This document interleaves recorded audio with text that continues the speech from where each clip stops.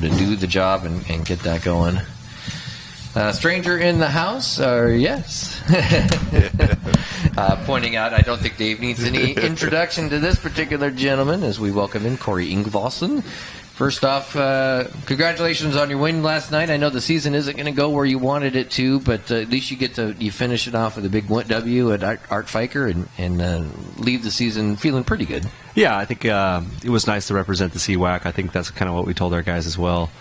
You know, we had a whole bunch of crossover games throughout the league and match up with the GSL, and you kind of get one last opportunity to leave your impression on the state that you felt that you were one of the best 16 teams to get into the state bracket, even though we were unfortunately not able to. And I think the SWX definitely held their own. We swept across the board against the GSL, and then if Ellensburg can win today, every single SWX team won, which kind of proves the depth and the quality of our league. And maybe the state made a mistake when they only gave us one allocation, forcing the crossover. So we were happy with our performance, and overall, it was a year that we'll remember for sure. We're thankful for the memories. We would like to be playing, obviously, but we're happy with where we are in a program and happy with our players and their effort all season long. Yeah, you talk about that. I know it seemed like we were a month or so ago, we weren't sure exactly how many teams out of the SWX were going to be, and eventually it fell into two. There was going to be two spots of the crossover that were going to have that opportunity to go to state. And but if you go out and shut out the GSL, it's going to be hard not to notice that and maybe think that the SWX needs to get 3 or 4. Yeah, we were hopeful that we'd be able to cross over all our teams 1 through 3. The GSL chose to protect their first berth, which is their right, and what they were able to do. And I think we felt like if we could have all 3 teams cross over and have an opportunity to put all 3 berths within our region, the SWX would have held their own. I think last night and then into today will definitely prove that we were right in that assumption. Talk about the junior Mustangs program and how that is impacting you guys at the high school level, and how you hope the kids are getting out of it. I think it's where you form your bonds, your early bonds of football, and I think that's in the locker room.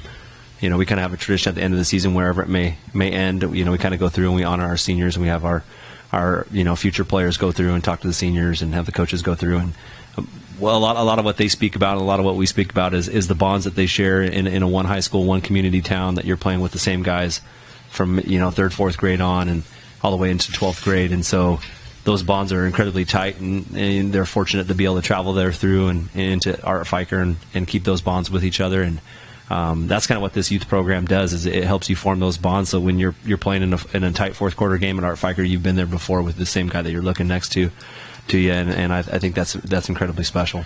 Yeah, that's one of the mottos here of the SWX. The CBYF is play together, stay together, and that's what you're talking about, Corey. And I want to.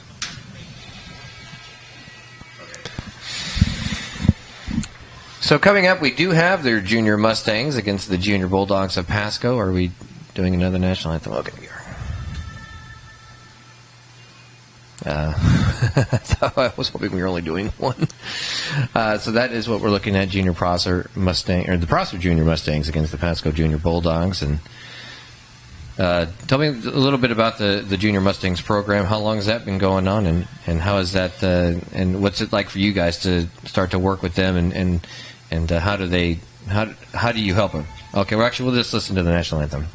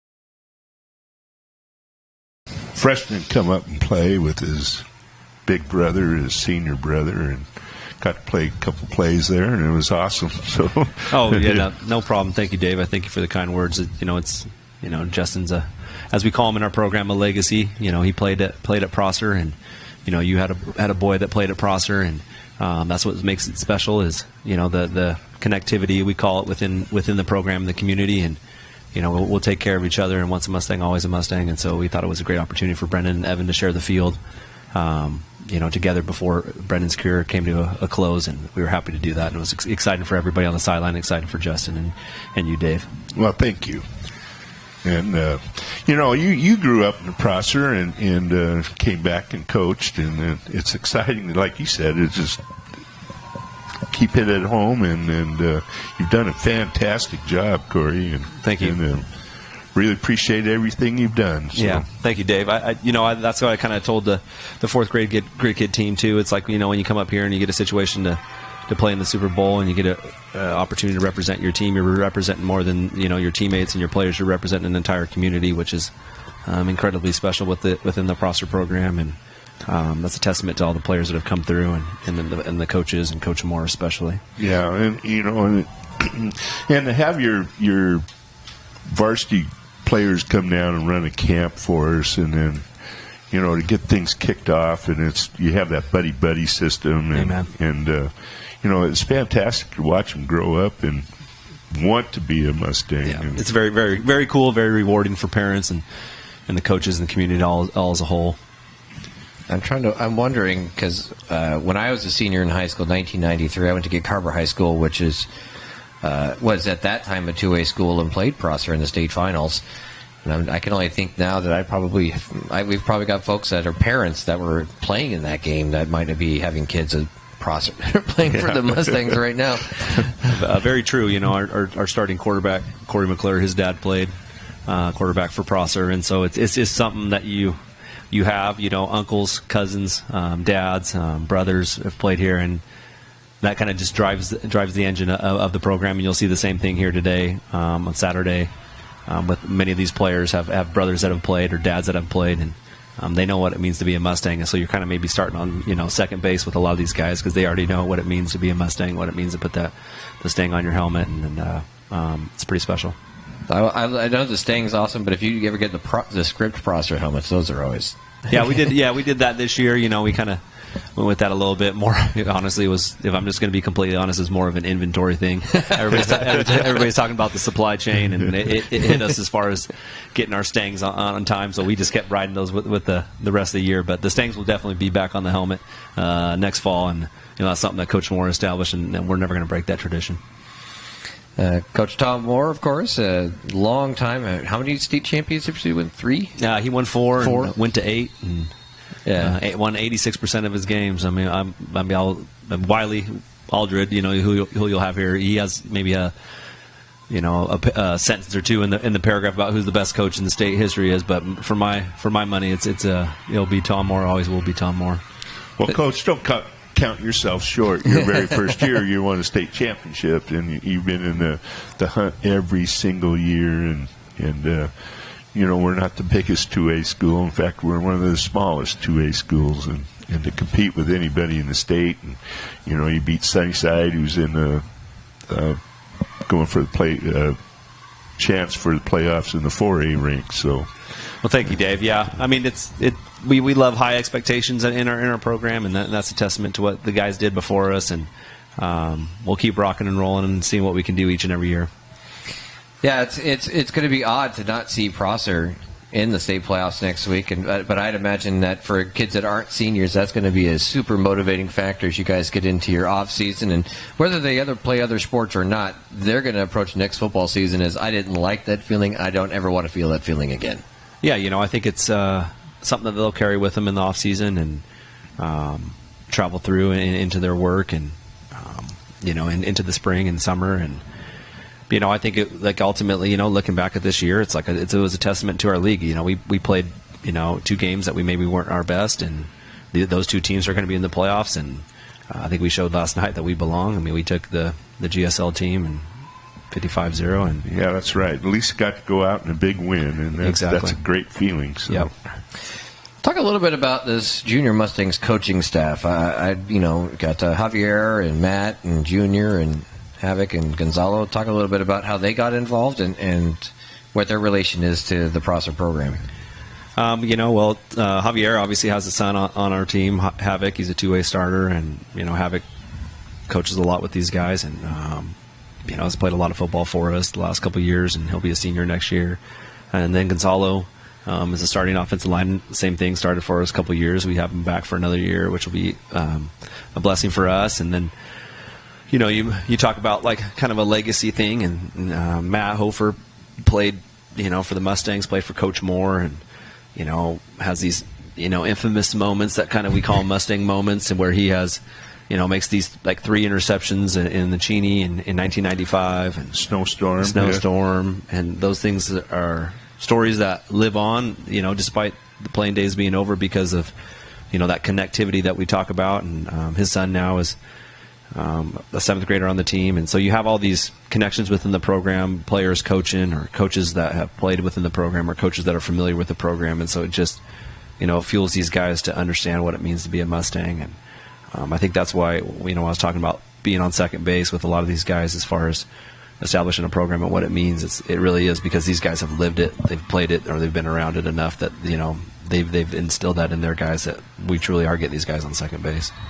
But and a lot to be said about that. Joe Powers from Kybee was here right before you, and he's really trying to build up the junior program there at Kybee. Even like he says, he doesn't have to spend as much time on the basics that we take for granted when you get up there, and that these coaches do a great job of, and you're part of that, and you help them out when you can, and that helps a lot, where you can go into basically, as we say, mid-season form right off the bat, and then you can just tweak it to your the way you like to run it. But at least they know how to block, and they know how to tackle, and the basics when they get there. So and they're excited about football. I remember exactly one time traveling back with Coach Moore from Tri-Cities, and we were driving to the old high school and going by the stadium, and kids were throwing the football at our Fiker just in the spring day or kind of by themselves, and he says,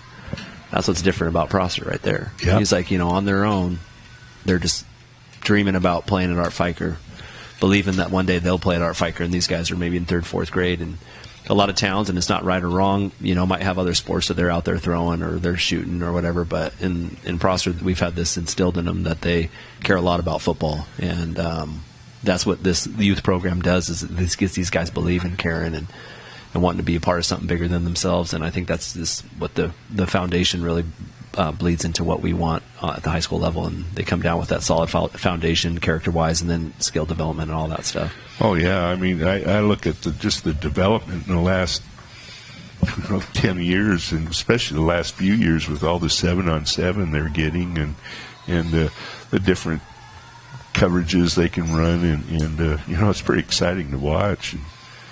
And they have some teams come out, so they have their linemen out there playing. Yes. They're really not DBs by any imagination, but at least they're getting they're figuring it out what the cover 2 is, and it's kind of exciting. So yeah, very true. They don't learn that from Madden? Some believe they do. yeah, a lot of them do. Well, when the NCAA football game comes back, I'll get back into video football games. I look over to the sideline, and that there is. I'm wondering if there are any kids in Prosser that don't play football, because you got a large crew, and just stepping out of bounds is Diego Sabalza. He really broke that one, but boy, we'll see different variations on this, but that is a lot of kids to come out and play 7th grade football, and that can only help Prosser continue to grow. But hopefully it teaches these kids some pretty cool life lessons, even if they don't play beyond this grade. Exactly. I think that's what kind of our message was to these guys last night in the locker room. The last time that we'll share a locker room together is, these moments that you have in football can really take with you, can really go with you, throughout the rest of your life, and you can take them with you, and you get so much from the game just outside of the game itself, of winning and losing. And how you respond, your character, your comeback from a setback, and backs against the wall, fourth quarter situations, and all those things. Then later on, as you travel in life, you're going to be presented with opportunities or obstacles that you can overcome and you can respond to. And I think that's what football and sports in general can really teach these guys, that maybe you don't always get within the classroom, or something that sports are able to be that kind of character builder that you hope that kids can really develop within and be a part of. Yeah. Well said, Coach. That's very true there. Feels like the good coaches are able to teach you football. The great coaches are able to take football and teach you about life. Amen. And then that's the thing. We've had a great coach that kind of just laid this foundation, and so it's like, if we stick to the play call script and stick to the values and the kind of the commandments of what the program was founded on, we'll be all right. And I think that's what we try to do is, you're getting taught football, but you're getting so many life lessons as you travel through, and you think you're just playing a game, you think you're just prepping for a Freda or Othello or Pullman, but you really are prepping for life. What was it like to go into Sunnyside in their brand new stadium, their first ever season opener at their brand new stadium? Not their first game ever, but the first time they've opened a season there. And you guys were able to get the nice pass there. Catch there by Jose Valadez. Well, this Sunnyside Prosser game has become quite the season opener. It's kind of like one of those out-of-conference games, I guess you want to call it, because there's just so close proximity. Kids know each other. We play them in other sports. And so it's been one of those games that I don't know if it's like Notre Dame, USC, where you're not in a conference with each other, but the rivalry stakes are high. And so it's just a great opportunity for our guys to play in an environment like that. We're really spoiled in the fact that we have such a great and supportive community that we play in front of some great crowds. And when we play Sunnyside, it is truly a great crowd. It's packed from, sideline to sideline, people outside the fence line, and to be able to be exposed to that and be in that environment is just awesome and special for our guys. So when you can win in that, I think it makes it extra special. I'll never forget, and I hope the seniors never forget that excitement then and that joy that we had in the post-game locker room together. It was very special. Yeah, it was our very first SWX broadcast of the year. Fun to show that game, and not for my wife; she teaches at Sunnyside, but it was fun to watch the game as a neutral observer. As JoJo Cole takes it down to the 1 for Pasco. They're knocking on the door here. This would be interesting to see. Pasco Bulldogs are down perhaps now, but they may not be down much longer. Watching all the success in these younger programs, as the ball's up, it's the touchdown. And Leon, their head coach at Pasco does a great job and cares a lot about the program. He played for Coach Graff at Pasco, so if anybody can get Pasco back to where it was, it'll be Leon. Yeah, and you're not going to find anybody about more passionate than he is. He is fired up. He's excited, and I think he's got a lot of those kids fired up and excited. Yeah, and Coach Biglin said it right. He's not coaching character there in Pasco and not just football. He's his way of life and very true. Doing a great job there. It's really interesting. We've talked. You're the second person that's brought up conferences as we look at Pasco and Prosser, because you guys both have great conferences, and I think of a comment from the West Valley coach, or I guess now former West Valley coach. I don't know when officially his retirement goes into effect, but Dan Iman, and he goes, the Big Nine doesn't necessarily get a lot of respect, and I know that there's some down teams. The Big Nine is maybe not as deep as some of the upper conferences, but we're actually going to take a quick break after that touchdown. So Pasco with the early lead. You're watching CBYF's 7th grade championship on SWX.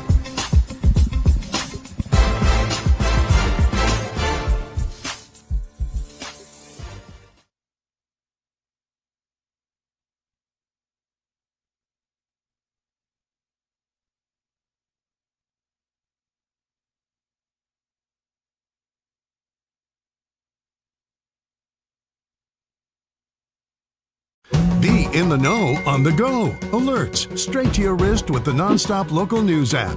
Free for iOS and Android. Nonstop Local.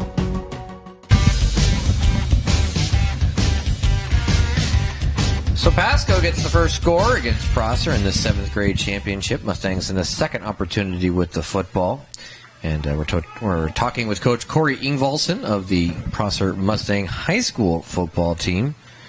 And obviously, we were talking just before break. We were talking a little bit about conferences. And the MCC, you talk about it with Pasco and sort of what these kids are going to be facing. This is a deep conference in the SWX. It's also a very good, talented conference. I mean, look at East Valley. They ended up, I think, 7-2 or something like that. The only 2 losses were to you guys 6-3, and the only 2 losses were to you guys and I believe Othello and Ephrata. Yeah, and then they crossed over last night and they beat East Valley Spokane like 40-0. And so I think I think we've got a lot of good programs, a lot of developing programs in our conference, which helps us. And you always, same thing like Roger would say, if he was head coach of Othello, you love getting outside of conference because teams are unfamiliar with you. Like when when you travel through, everybody knows Rogers football, everybody knows Prosser football because you're interconference games and stuff. And so I think that's SWX football will travel pretty well in the playoffs just because people are unfamiliar with it, and we believe that we play a pretty good brand of football, especially this year. There's years that you have highs and lows in every conference, but I feel like this year our conference was well played from top to bottom. Do you become Othello and Ephrata fans now here for the next 4 weeks? Oh yeah, I think the respect I have for those guys, and Roger was at our 2015 state championship game, and he was as excited for us as if he won it himself because he's a big East Side guy. He believes in East Side football and believes that we got to stick together just because we have 3 allocations to the 16 within the state tournament, which is not right. Eastern Washington plays darn good football over here on this side of the mountains, and seems like we don't get any respect, especially in the 2A league and even the 3A league, and just doesn't get represented like it should. And that's kind of what Roger wants to take, when you get these opportunities to, play in the playoffs, to really, cheer each other on and push each other and protect each other with film exchange and different things like that. And so I think we will definitely be Ephrata and Tiger fans and Othello Husky fans as they move forward. You and I both, so. Well, this Pasco defense hopefully they will change the rules here pretty soon, and as soon as next year.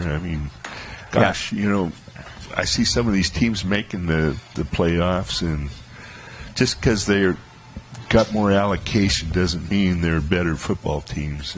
And I'd like to see them more at-large berths being distributed a little more evenly. Well, I know the big push now is to get back to a 32, like a true 32 state teams playoff tournament. And so I'll be interested to see. 3A experimented with that this year, so I'll be interested to see if they start to. That's what the WIAA does. They experiment, and then they'll try it after that. So see if the 3A experiment goes well, if they'll go back to more of a true 32, and then you get seeded 1-32. And I think that allows you to really decide it on the field more so than a bad game. Really, it came down to pick either the Othello or Ephrata game, and it didn't work out, and so Prosser sits at home. But I know that the future's bright too, and his field won't last long. And these junior Prosser Mustangs being in this championship game, knowing that you're probably 3-4 years away from seeing them on Art Fiker on a regular Friday night basis, it's got to get you and probably any Prosser fan excited. Yeah, they've had a lot of success. I think that's you're going to be in tough games from an early age. Hopefully, you learn how to build within that, respond to adversity. Nobody's played a 4-quarter football game and had everything go perfect, and so I think that's kind of what they can kind of take with them, and then stay together as a group, and then keep continuing developing, and as they grow into high school. Yeah, you're in every game, and then unfortunately, like one of your coaches said, the ball just didn't bounce our way this year, and where before we've had some breaks and did go our way. So. Yeah. Credit to our league, like you said, they were, at least the top 3 or 4 teams were fantastic. They were as good as anybody in the league, and was it Anacortes who you played, and they were in the playoff hunt in their league, and you beat them 50-something-0, and it wasn't even that close. So. And I think that's all that our league can really do is we're matching up with these non-league opponents is do the best that we can and show that we're a good conference and a good league that deserves respect and recognition. And so, we had that opportunity last night across the board, and SWX did really well. And hopefully, when Ephrata and Othello get seeded tomorrow, that they get a good seed that they can. I hope so. They need to play at home a little bit. So yeah, I'm hopeful for Roger. I think he'll hopefully he gets 2 games at home and can put the SWX on the map a little bit. There you go. I agree with that. So these coaches for this Junior Mustangs program are players and parents and stuff like that. How do the players get involved? Is this something at the beginning of the season you say, hey, this is our program? For those of you, this is the requirements and who wants to be involved? Or do they come to you and they say, hey, Coach, I know last year was so-and-so and he's graduated and I want to be the one that steps in and does it? Or how does that work when you get your players involved in this junior program? It's truly on their own initiative. Havoc has a brother on the team, so he's kind of grown up with him, and so he's helping out. And Gonzalo's just a football guy, man, and he's got a brother on the team, and so he wants to help out and get these guys to be the best that they can. And I think that's usually the service aspect within our program is you're trying to build it not just when you're within the program, but for later and for future generations. And so I think they just see a need and a want. And they want to be those guys that can help answer the bell, and they have some family connection there too as well. But I think they just they like football and they want to help people get better at it. Yeah, and I think when I came in and tell you guys prior to the season, I think that's what Neo said. He goes, "This isn't for us. It's not about just necessarily the guys in the locker room. It's about the kids that are coming up that are be after us, and it's about the people that came before." And you've talked about that on multiple places about that sort of interconnectivity And so Prosser is really fun, and it's really cool that you guys get to experience that, and you get to see success. And I know that there are probably just fans from Prosser that come down, not that don't necessarily have a relation in this junior championship. And it's for them, and they just want to be proud, and they're proud to be Prosser proud. So yeah, and I think that's what we have our guys always hit a sign in our team room that says past, present, and future. And guys, when you are a senior and you're going to graduate within the program, you sign that sign. And so though that will be hit, by future generations and future players, and it's just kind of that connectivity that we talked about, that you're playing for more than yourself. And I think our guys coaching on the sideline today can definitely be a testament to that and show that they're coaching for the future generations. Well, Coach, thanks so much for your time today. I appreciate it. We'll let you go and enjoy the rest of this particular contest. But congrats on your win last night, and we'll look forward to seeing much success coming out of the Prosser Mustang program. I know we're excited to have one of the basketball games. I know that Kyler is excited for that girls team, and I know the boys team's looking pretty good. But I know we're going to be excited to continue to follow Prosser across all the sports. So thanks for joining us. Thank you. And in the first quarter, we'll get second quarter action, Pasco versus Prosser. Coming up next, you're watching SWX.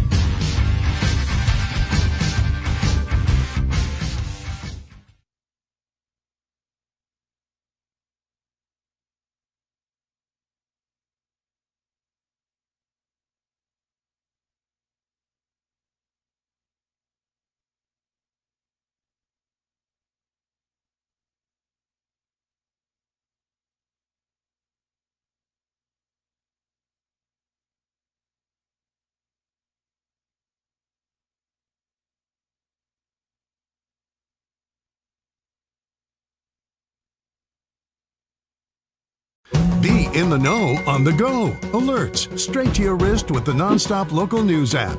Free for iOS and Android. Nonstop Local.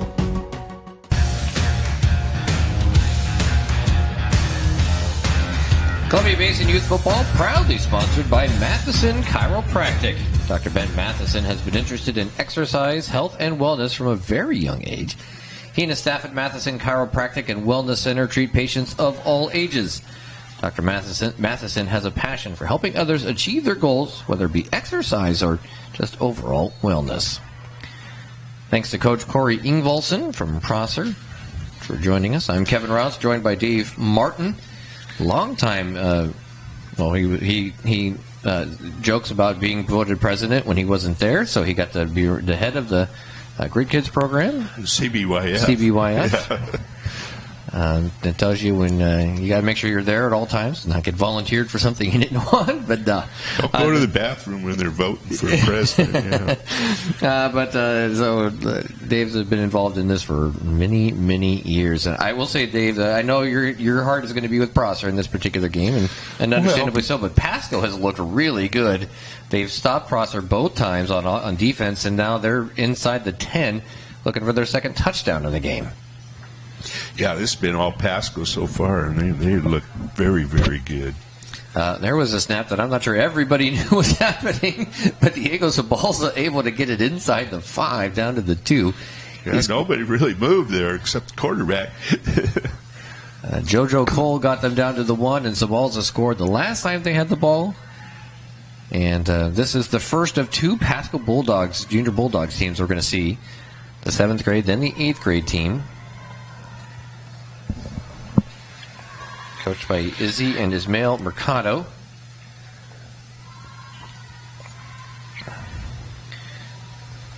Zabalza out of a shotgun look. He's going to keep it himself. Follow JoJo Cole over the left-hand side. He's going to be right there, close. He's close, but I don't think he got in. Officials are going to say he's shot about a half a yard short. So that'll bring up 3rd down. And when you run that quarterback keeper out of the shotgun, you can get that speed and you can set up some blocking, but it does allow the defense a little bit of time as opposed to trying to do it like a from under center situation. And you can watch here, he follows JoJo Cole, but defense strong. And there's a Riley Killian, number 84. Big 7th grader manning that line. JoJo Cole, this time he is in touchdown Pasco. So the Bulldogs go 2 for 2 in their first 2 drives. And we talked about needing to be able to run the football, and they've been able to do that effectively. So 2 rushing touchdowns for the Bulldogs.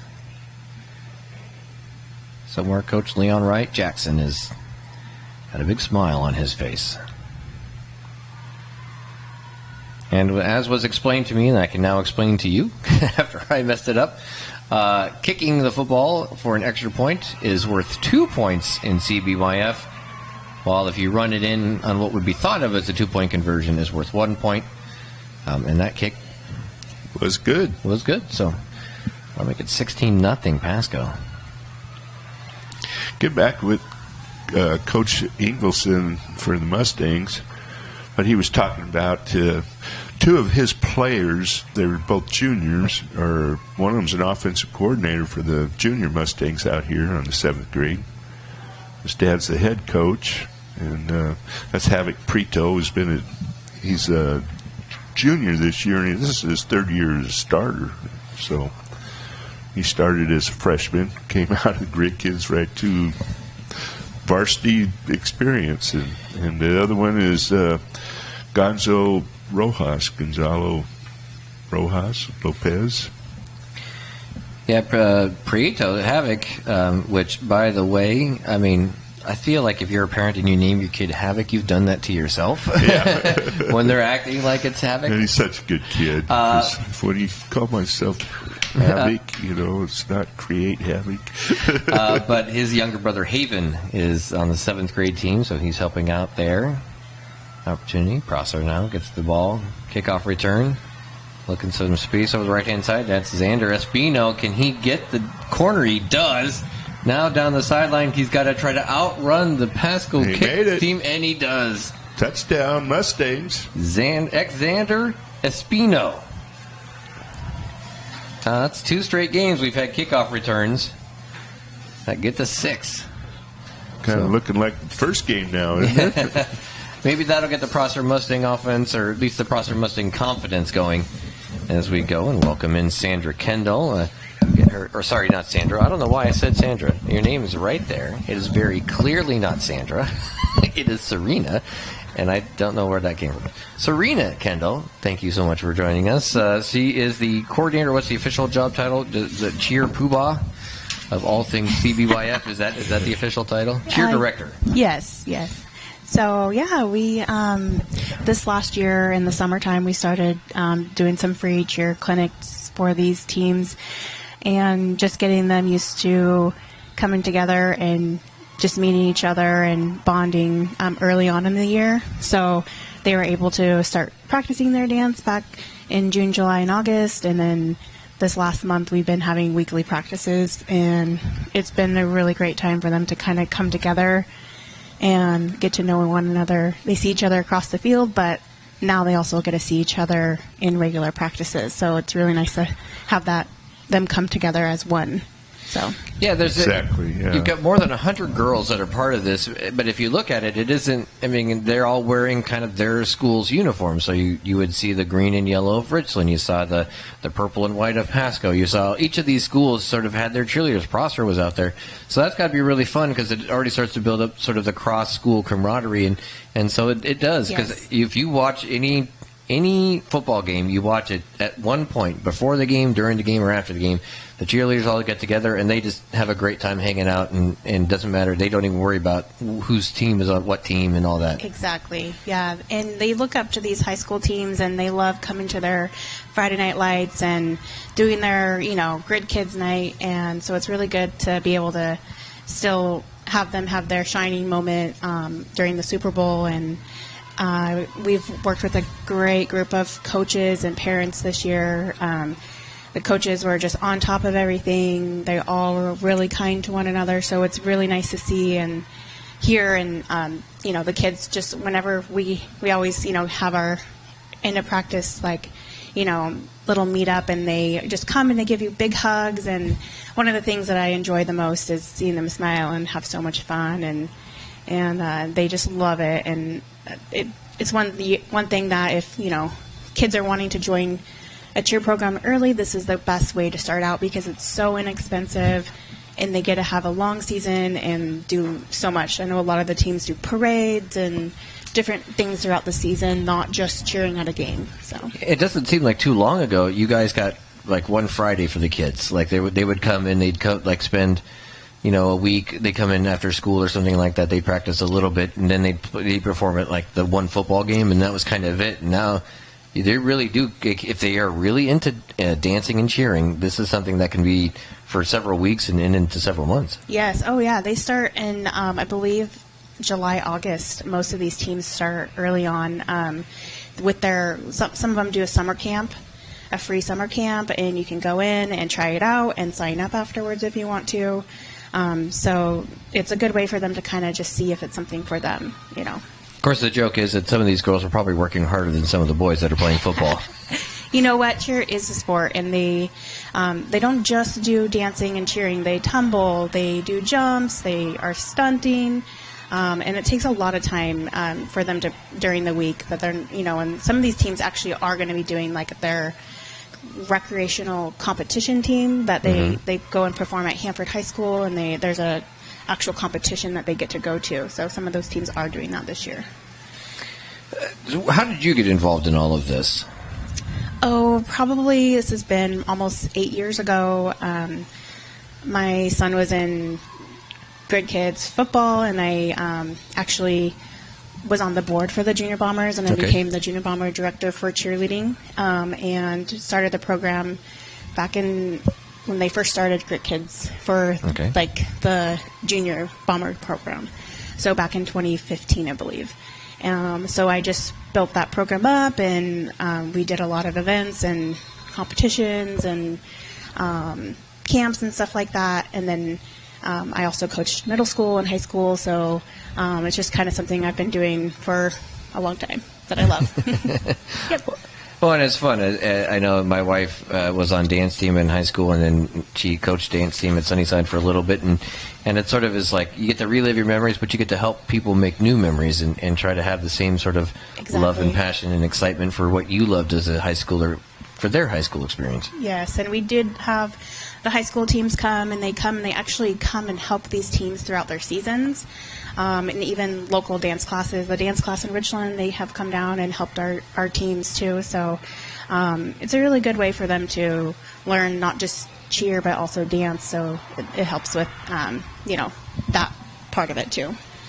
Audrey Hofer with the interception there for Prosser, giving them the football back, an opportunity to try to cut it to a one-possession game. Talking with Serena Kendall, cheer director for the Columbia Basin Youth Football Foundation. And you guys have a halftime performance. We saw in the 6th grade, we saw the first halftime performance, which was very fun because I think there were people on the sidelines doing it. I mean, you have the kids that can watch people on the sidelines do it at the same time, and it looks like they're just having just the biggest smiles and having the best time out there. Oh, they loved it. They were so excited. They were telling us on the sidelines before they went out how excited they were and that they weren't scared, and they were just so excited to get out there. So that's then I know that I've done my job, that they weren't scared. Yeah. So if people didn't know this about this, or if some folks are watching this going, wait a minute, there's cheerleaders for this? I didn't know that, or they've got daughters or granddaughters or maybe neighbors, for all I know, that might be interested in doing this. How can they get involved in the cheer aspect of all this?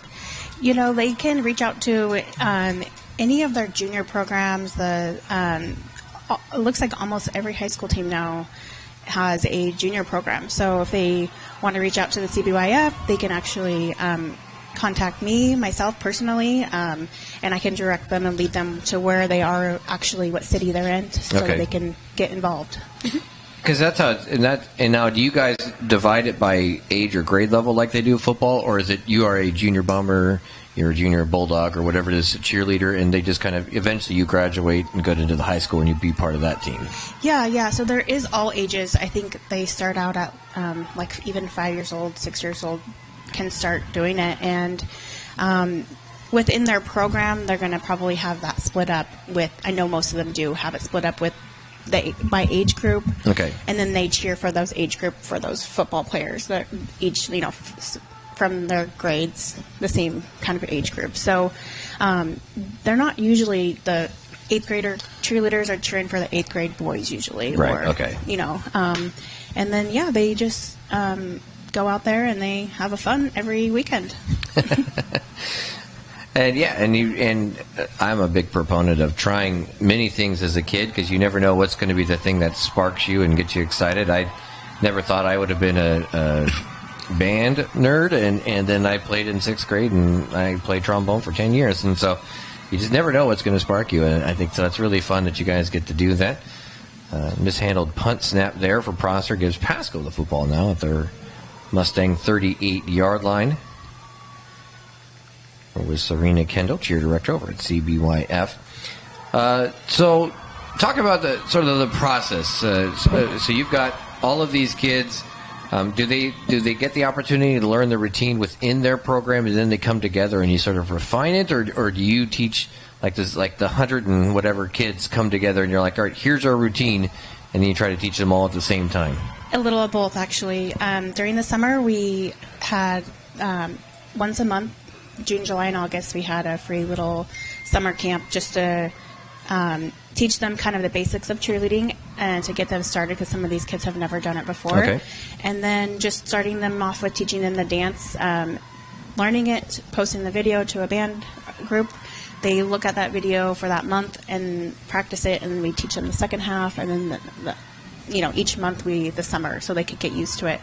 Then in October, they came together and we practiced here at Carmichael and Marcus Whitman, and they were able to, all of them came together and practiced. So it was a lot to juggle, but this is not our first time, so it was actually really, really smooth. It really was.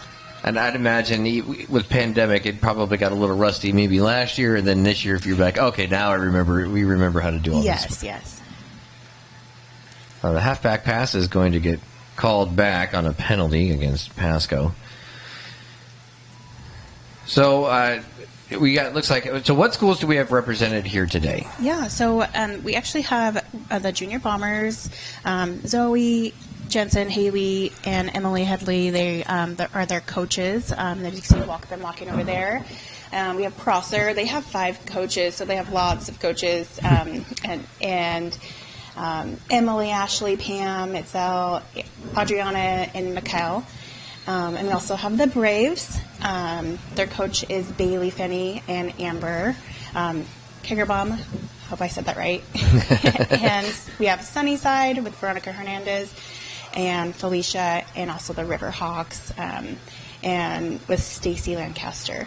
And we do have, I know we're missing a team. We had the Riverhawks, Sunnyside, Braves. Was Pasco here? And Pasco, yeah. Yeah, Pasco. Yes. The Pasco Bulldogs. And so, yeah, we have 6 of them here, and I know that there are other programs that do have cheer teams. There might have been a couple that are out of town too. Oh yeah, no. I'd imagine that's the challenge of youth sports, is that you've got many demands on these kids between school, family, and any potential other activities they're doing. Yeah. And you're trying to just carve out just a little bit of their time. Yes, the teams that are a little farther away, Sunnyside and Prosser, they traveled over here twice a week to come practice this last month. So that's some dedication.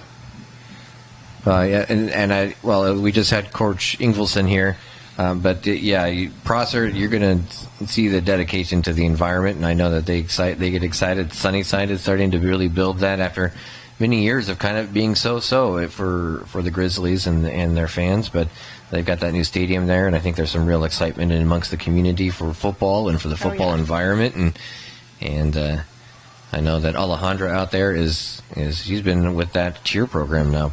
Almost 10 years, something like that. Oh, yeah. A lot of these have been here, I know, for quite a few years, too, yeah. 4th down for Pasco. Zabalza looking for some space, gets into the right side, and he gets the first down. A 4th down, and he makes it up to the 26-yard line. Really a good athlete here, isn't he?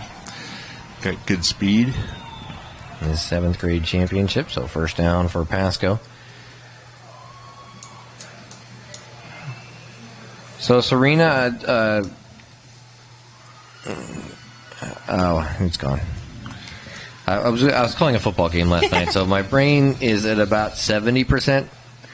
It might be less than that because maybe 70% is my normal, but this is pretty fun. You guys, I would imagine these kids. Do you know how many of them continue on and get the opportunity to cheer in high school? I'd imagine a reasonable, decent number of them do.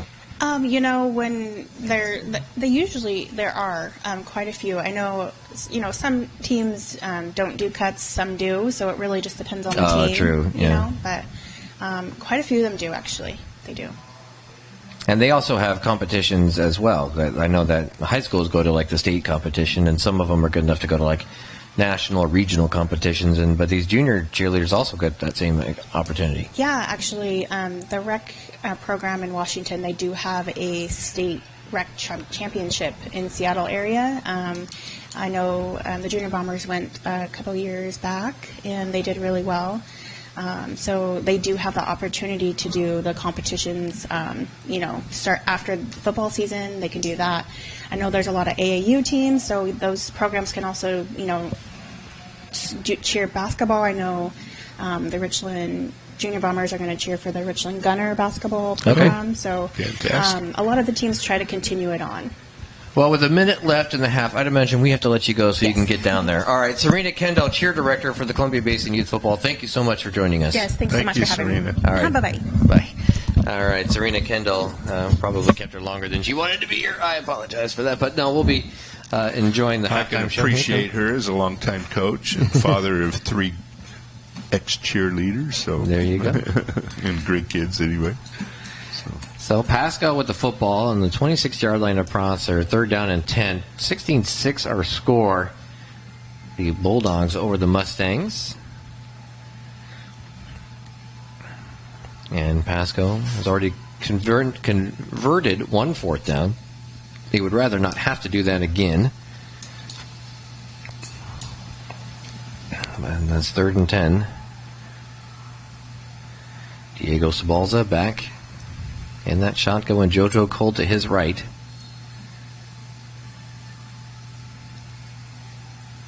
Sabalza looks, throws, pass, caught by Cole down to about the 16, and this is going to be where the ball is marked. Right down to the 15. They're going to be a 1st down. So they're going to mark down at the 15, saying forward progress got him there, and that's a gain of 11 on 3rd and 10. It's a nice effort there. They've been converting on some long 3rd and 4th downs. So 1st and 10, just under a minute to go in the half. This ball's a pitch out to Cole. Almost lost it. Just able to corral it. Now stiff arm, steps out of a tackle. And gets tackled at about the 11-yard line, gain of 4. They got to hurry up, get on the ball. The offense, Sabalza is saying we're going to huddle, but it's going to be fast, so we're going to be really, really quick with this. So they go 4 receivers, 2 on either side, though. Sabalza is going to run it left-hand side behind JoJo Cole. Gets past a couple of defenders and into the end zone. Diego Sabalza. That's his second rush touchdown of the game. The Pasco sideline and the Pasco crowd. It's a good number of folks here wearing the purple and white. Yeah, they support their teams very well here in Pasco. Look at that great effort there by Sabalza. Yes, it was. I've got a couple of different rosters. One of them has a 00, the other one doesn't, so I don't see a 00 on the Pasco sideline, so I'm going to assume that's not the roster I need. Right. The Bulldogs have 22-6. And the 2-point kick bounces off the crossbar, but a flag, I think that's going to be on Prosser. So the kick is good. Against Prosser, so they'll take it on the kickoff. So. That was thrown by the head referee. The officials for this particular game, let's see if I can pull them up here. So that's great. That's Brad Ostrander. Who's the official? He's the red referee. The umpire is Martin Ruiz. The line judge is Eric Hansen. The head linesman is Chad Nixon. And the back judge is Sean Gordon. Big thanks to those crew getting out here.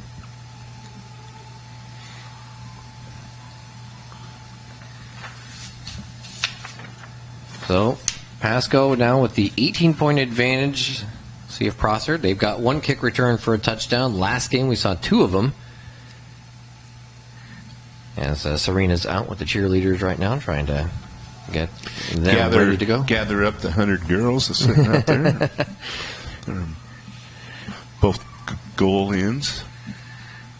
The cheerleaders are. So. Well, they're proud because they've got this down to a science now. They can get them on the field in under a minute so that, people aren't kind of milling about. And then they get them off the field in under a minute, and that's pretty cool. They can get that done. Well, we've gotten out on the field without a football. That seems a relatively important thing that they need. And they're going to run into the kicker was the penalty, was what they called. So they got to readjust the kicking tee. So just the 5-yard variety there. And this is really an opportunity for learning. You get to experience it and get the idea of, having penalties called on you and know what you can and cannot do. And while the game is a little bit more loosely called than they'll see at the next level, you will get that experience and can maybe learn a couple things here. That's the kickoff covered by Elijah Schaefer, the 34, 35. They're going to mark it at the 35. And we'll see if what the coaching staff of Prosser has in mind as we get down here to just under 18 seconds remaining.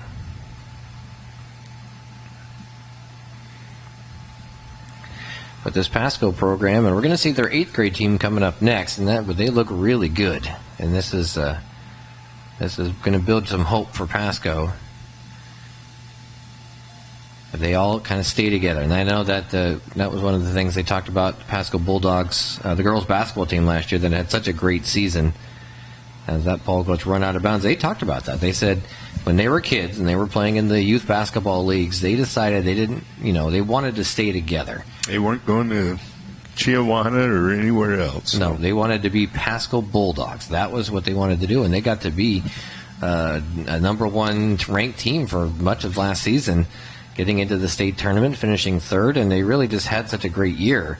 And it was all started with that commitment. They looked at each other and said, we want to play for Pasco. And so we'll see if some of these young players want to do that as well. Dennis Diaz going to take it and run up the left-hand side up to the 35, down to about the 38. So a few yards there, but...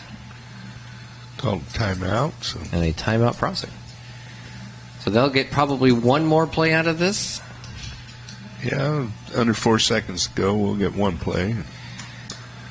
And you can notice a difference in size just between the 6th and 7th graders. Oh, definitely. And so when I can't remember which of the coaches that we had was talking about it, but they talked about that, keeping it within the grade level instead of, by 13, 14 or something like that. And you're looking at that with just the difference between 6th and 7th graders you can see, particularly because a couple of them clearly fit their growth spurt. And they got the big, and of course the full experience. You've got the young man there, so when Pasco scores the touchdown, he gets to run the flag. And they've scored 3. Pretty good. Off in the distance, I believe we're seeing the 8th grade at Pasco Bulldogs, also in the all-white jerseys. They'll be playing the 8th grade Sunnyside Grizzlies team, representing Sunnyside High School, pulling from Sierra Vista and Harrison Middle School in Sunnyside.